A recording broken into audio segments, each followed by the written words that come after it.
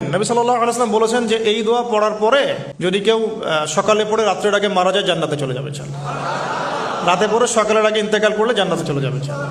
সাইয়্যিদুল ইস্তিগফার, আমার সাথে বলবেন আল্লাহুম্মা আনতা রাব্বি লা ইলাহা ইল্লা আনতা খালাকতানি আনা আবদুক ওয়া আনা আলা আহদিক ওয়া ওয়া'দিকা মাসতাতা'ত আউযু বিকা মিন শাররি মা সানা'ত আবুউ লাক বিনি'মাতিকা আলাই ওয়া আবুউ বিযানবি ফাগফিরলি ফাইন্নাহু লা ইয়াগফিরুয যুনুবা ইল্লা আনতা।